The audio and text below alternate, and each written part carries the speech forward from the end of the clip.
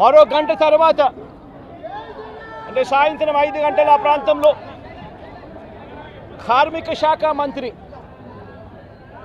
ఎవరి పరిధిలోకి వస్తుందో, ఈ డైరెక్టర్ ఆఫ్ ఫ్యాక్టరీస్ అనేది ఎవరి పరిధిలోకి వస్తుందో, ఈ కార్మిక శాఖ మంత్రి కూడా ప్రెస్ మీట్ పెట్టి ఎంతమంది చనిపోయారో తెలియలేదు అన్నాడు.